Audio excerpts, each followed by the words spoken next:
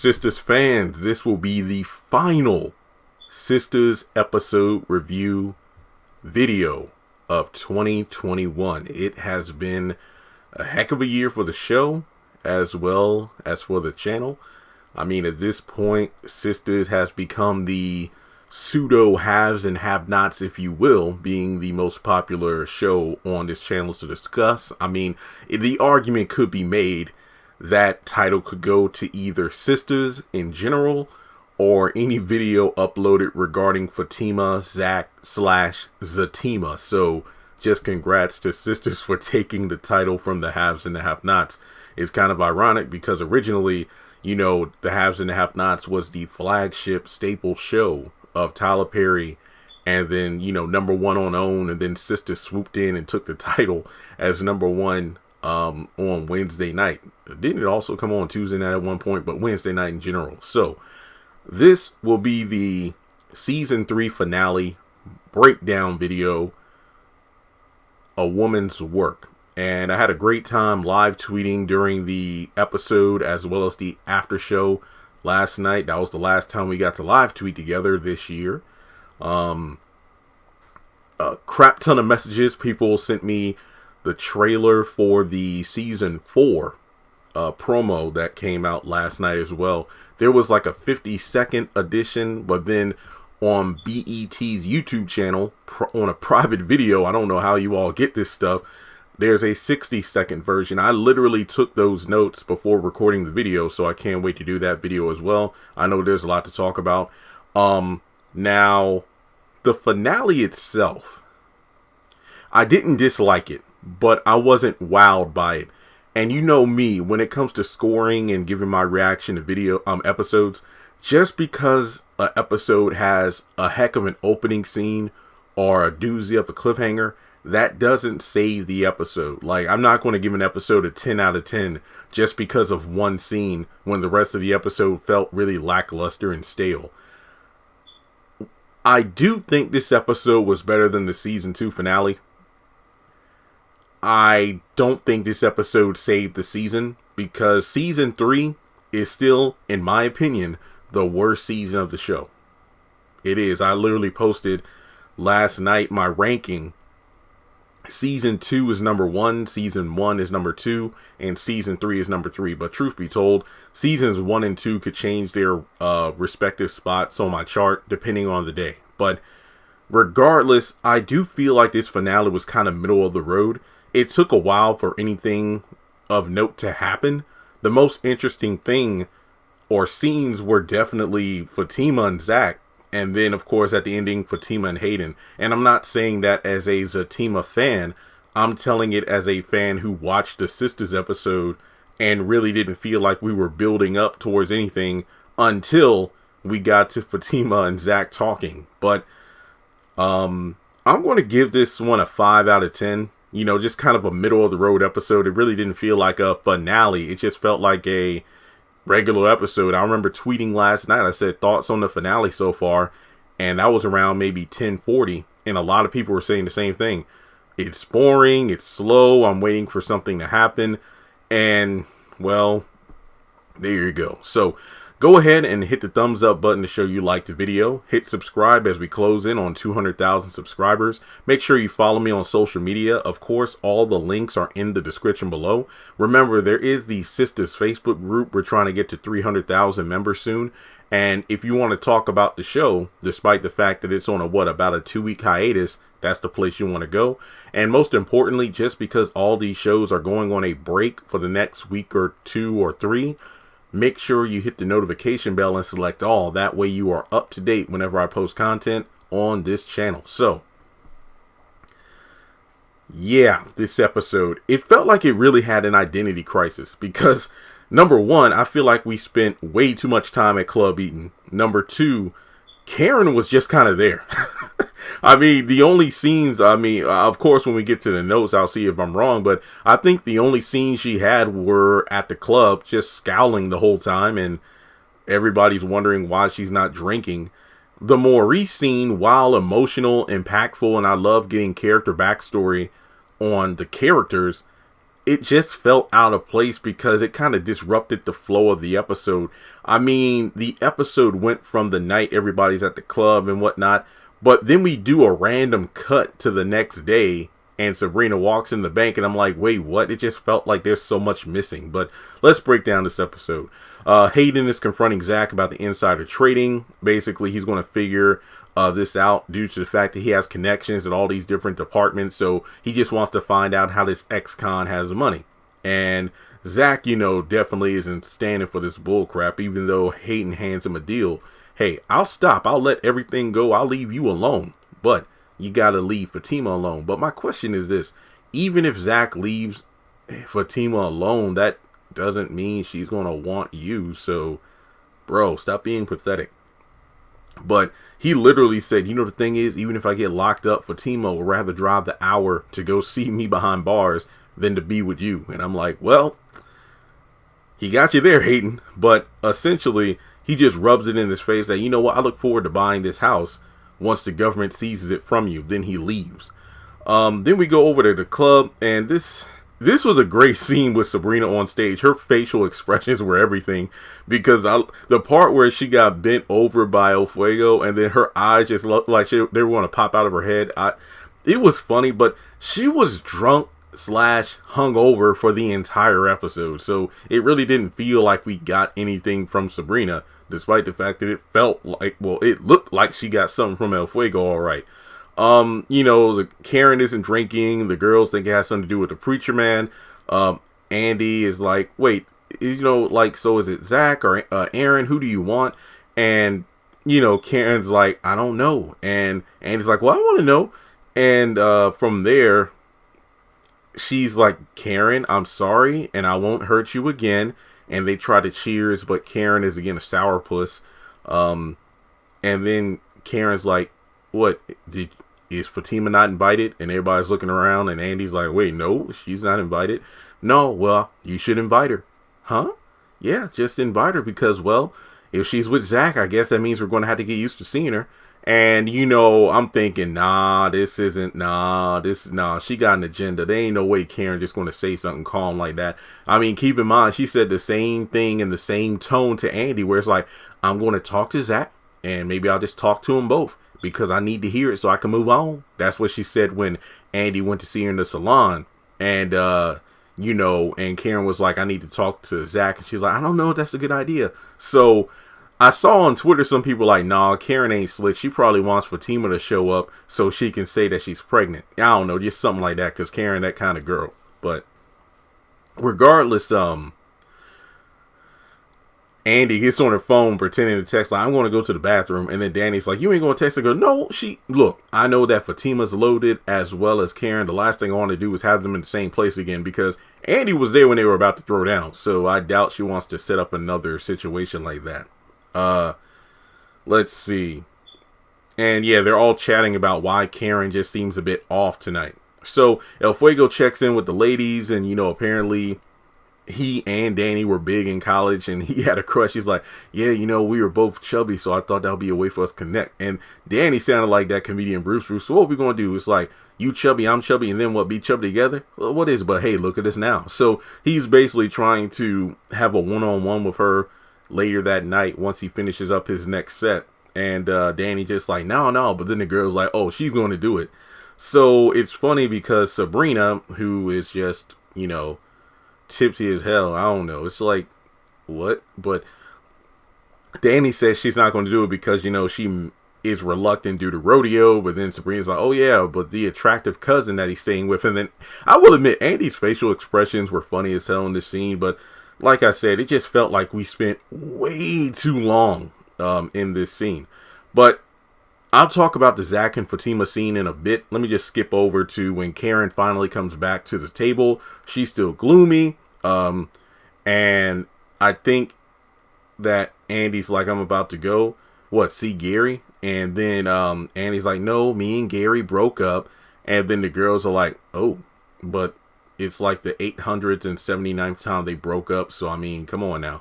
But they cheers to that. Again, Karen is non-responsive. When she does say something, it's like, in a snarky manner. So it's like, well, why the hell are you even here, Karen? So Karen is like, oh, I gotta drive. That's why I'm not drinking. And everybody bounces. And I'm like, Danny is like, I mean, obviously she doesn't want to go home because, Preston isn't there, hasn't called or anything. But for one, this is like the only time Danny has like footed the bill. Hey, girls, drinks on me, clubs on me. But everybody wants to leave to go to their bull crap. But, Karen obviously is going through something, pregnancy. Andy, I think she got that text from Robin. I think Robin texted her or something, and she decides to go see him. And then, Sabrina is just, well, I gotta work in it. I gotta work in the AM. And that's about it. So El Fuego comes over to Danny and says, hey, once I get dressed, can we go get a drink somewhere and just talk? And she reluctantly agrees. So let's go over to Zac and Fatima. So Zac comes over to Fatima's, she's upset because of the whole, what took you so long. He's like, look, I swear, after I spoke with Karen, I went to go sign the paperwork.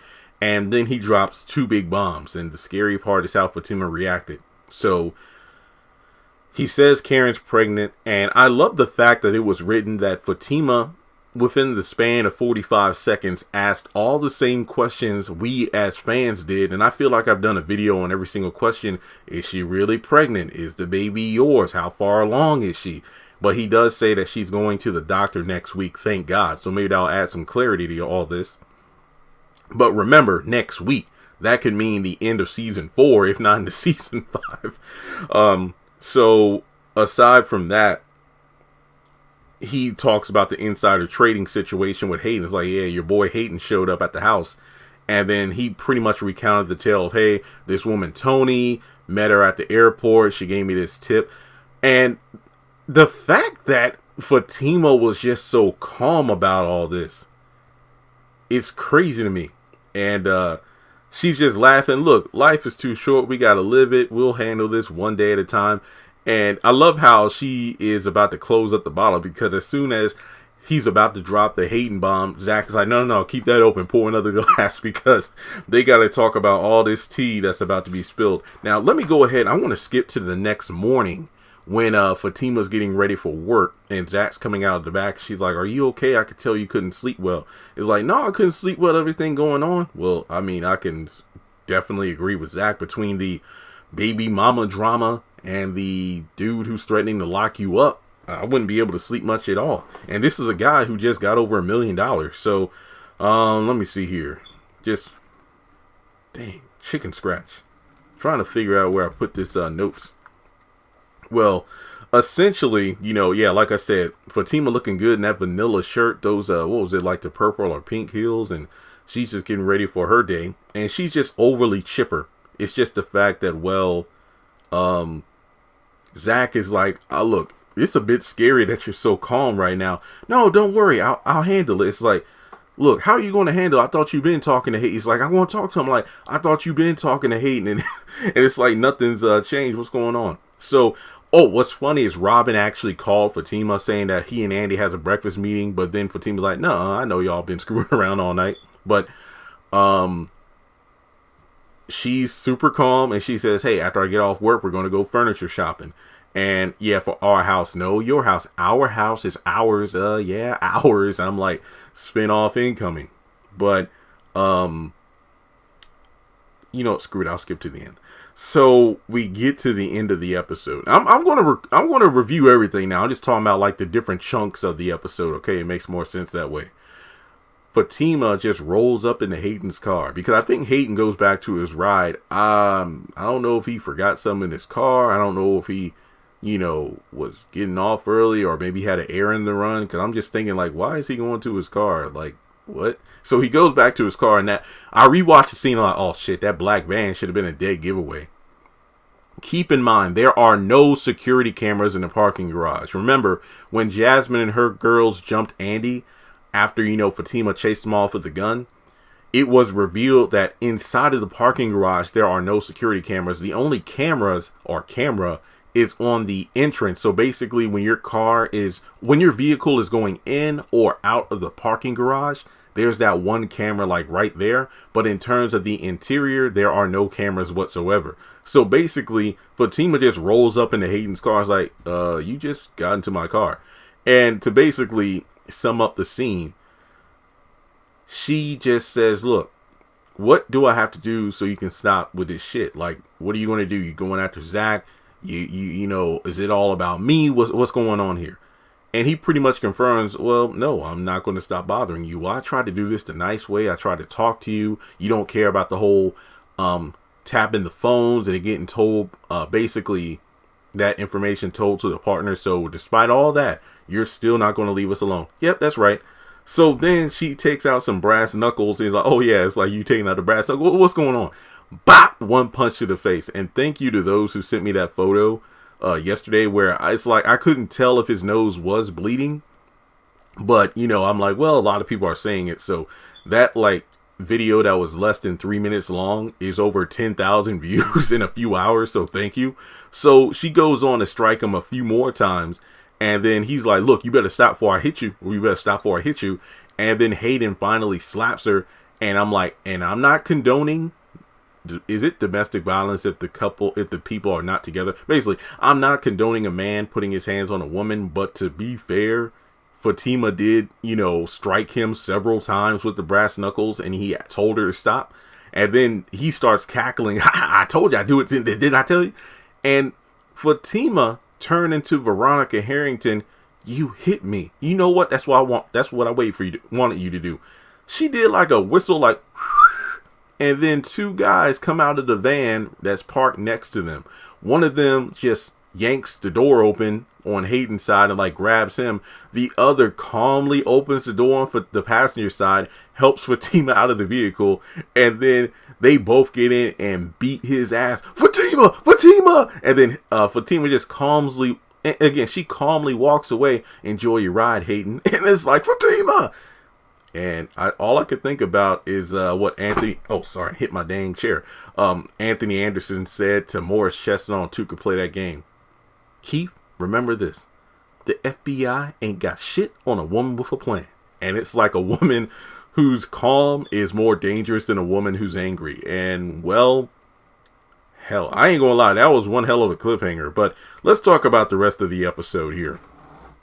Now, after El Fuego and Danny have their drinks and they go back to her place, looks like they had a good time. They were just kind of reminiscing and whatnot on, you know, college and, you know, how life has been ever since then.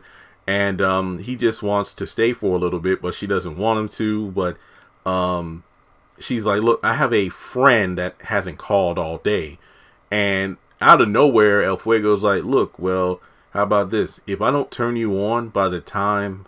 He's like, look, I'm going to play a song. And I'm going to dance for you. And if you aren't turned on by the end of the song, I'll leave. And then out of nowhere, the episode turns to like a 90s music video where it's like slow motion and we're cutting scenes to like Danny's reaction to El Fuego dancing on her. And I'm like, didn't really do it for me. I mean, the scene itself, I'm like, So the next day, El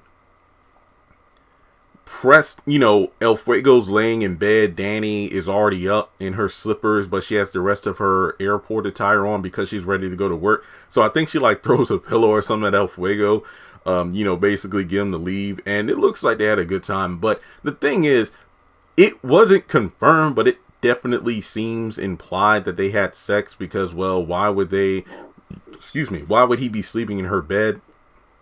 It looks like they had a good time. So I don't know why he would be sleeping in bed with her if they didn't have sex. Because in the after show, Mignon tried to make it seem like they didn't. But I'm pretty much guessing they did. You know, the fact that she was in her club attire. And then, you know, he did the dancing. And then apparently he stayed the night. And then the next morning she got up. So while she's kind of rushing him to get out the door, Preston's actually on the other side. She's like, oh, shit. And then that's the end of that. So... my thing is with Danny, it's like, so just because your friend didn't call or text you all day, that gives you the right to sleep with a stripper? because she kind of like pokes fun at El Fuego getting ready. Oh, the way you're rushing, I bet you do this all the time. You know, you rush out of women's houses to get out before their husbands show up. So let's see here. Going back to, oh dang, I'm almost done. I didn't even know I was going through everything so quickly. But like I said, when you look at the episode in isolated scenes about each character, a lot of stuff really didn't happen. So Robin is actually eating dinner in his hotel room. We're going back to the previous night now.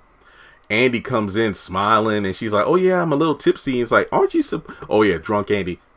Robin, aren't you supposed to be gone by now? Oh yeah, plane issues. Oh really? Well, I'm a little tipsy, but I wanted to come by and see you.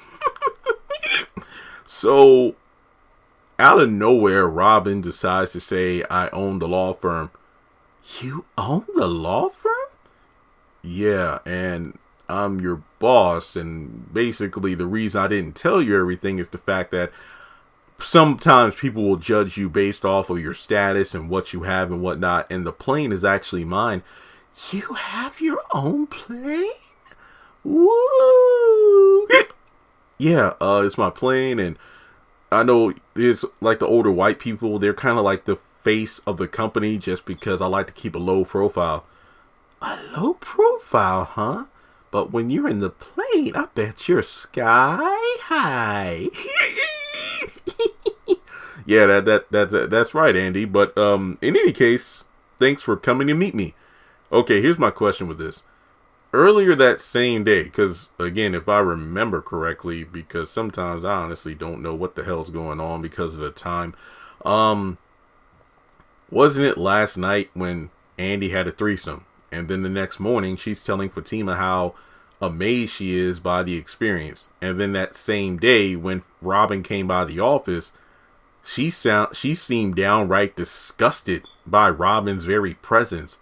I didn't like it, and I'm never doing it again. And he rightfully called out, wait, so is the reason you're acting this way now because of the fact that you thought you wouldn't have to face me after the threesome last night because you thought I'd be leaving? Go away, Robin. Okay, so now all of a sudden, because I think Robin was the one that texted her, she decided to be, gleeful and go over to his hotel room. And now she's in the mood for sex and everything. Make it make sense, Tyler Perry. It's just like, is this basically saying Andy is only comfortable being with Robin if she's drunk or tipsy? Seriously, like when they first started going at it in her office at work, they had like a whole bottle of champagne or wine. Then when she went over to the hotel the first time and they had drinks in the, dining room area before going up to his room. But before things went too far, she stopped it. But then she went to the bar again and talked with Fatima, then went home. Her and Gary had a falling out. Then she went back to the hotel and then got involved with the threesome.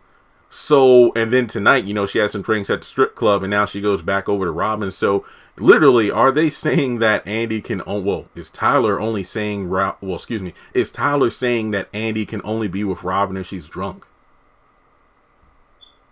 Huh? So, out of nowhere, I don't know if I like you being my boss. Wait, what do you mean? I don't like it. I don't like it.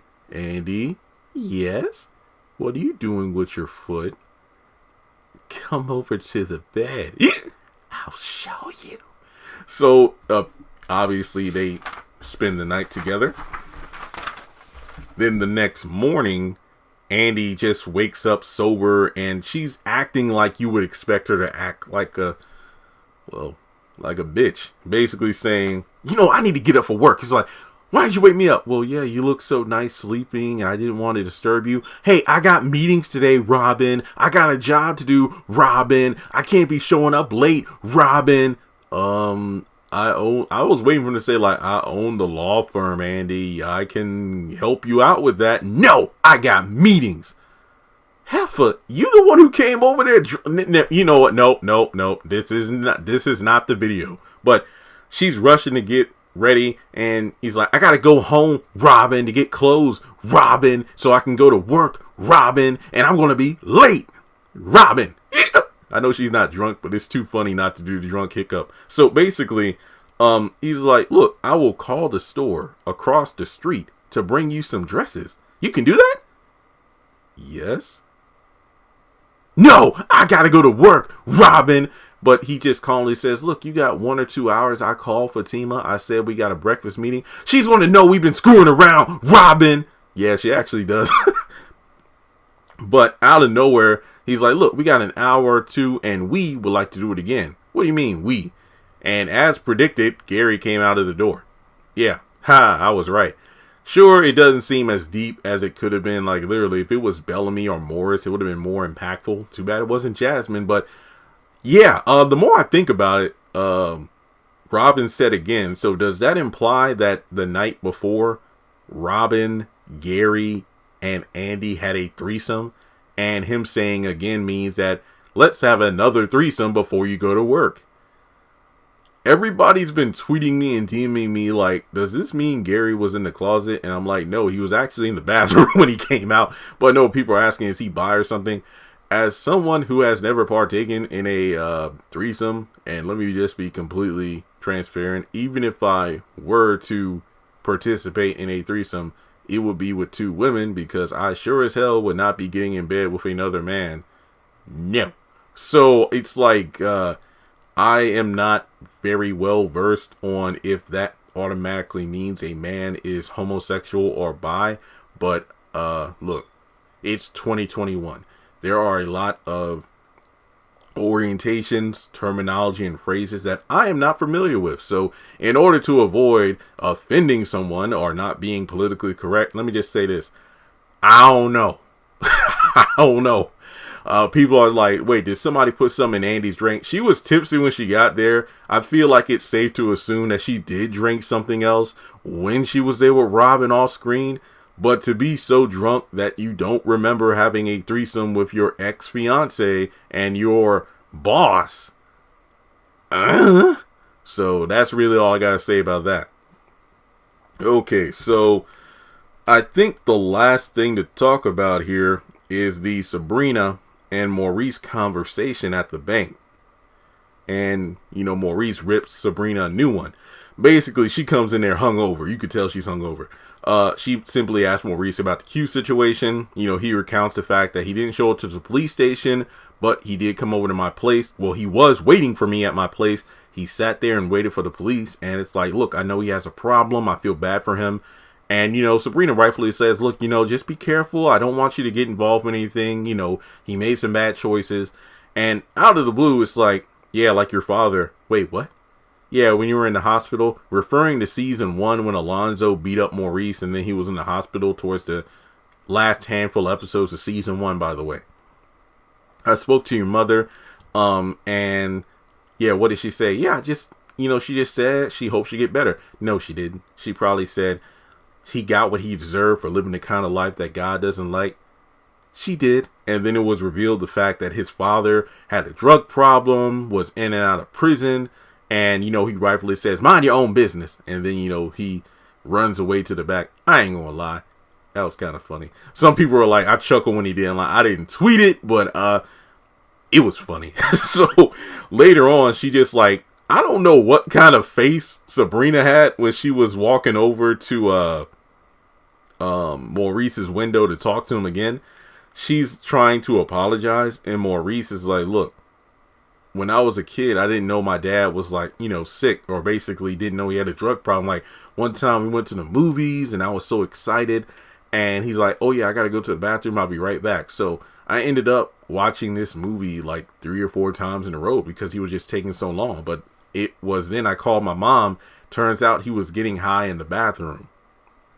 Then another time on Easter, he just got out of prison. I was so excited. We were like dying and coloring Easter eggs. And he said, hey, I got to go downstairs real quick. And I'm thinking, okay, well, I'm confident. I'm older this time. And, you know, I'm just ready to have fun with my dad because he's not going outside of the house. I know he's just going downstairs. He says he has to get something. He'll come right back. But then he took a bit too long, and I went down there, and he had hung himself. And I'll remember just being not strong enough to get him down to try to help him. And then ever since that day, I've been trying to be stronger, you know, as opposed to not being strong enough. And that's why the Q situation, yes, I know he's not my father. It's just like I'm reliving the past. And, you know, just like my dad, I knew he loved me, and it's like I feel like Q loved me, but I know it's like he has issues that he has to work out. So it's good that Maurice is self-aware.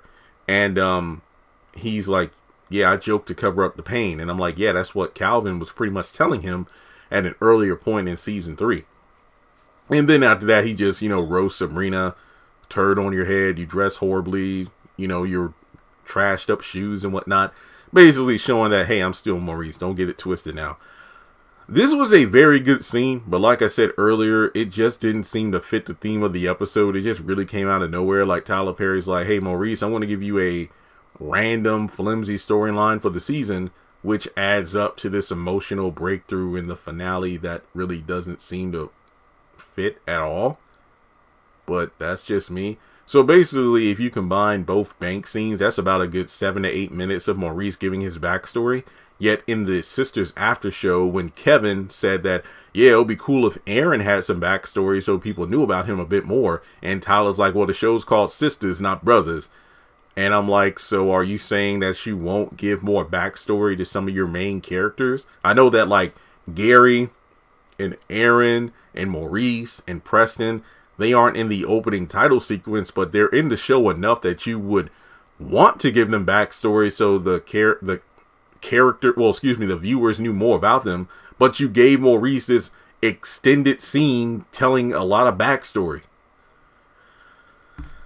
Okay, so looking over my notes, I think that's about it. That's pretty much the episode from top to bottom. Run of the mill. I thought it was 5. I thought it was average. It really didn't have the grandiose of a season finale. So I think the mid-season finale, Unlock It, was a hell of a lot better than this episode, the season finale, A Woman's Work. Again, it wasn't bad. It's just like middle of the road for me, middle tier. So I give it a 5 out of 10. Let me know your thoughts in the comment section below. As always, take a moment to like and subscribe. It really helps out the channel and this video more than you can know.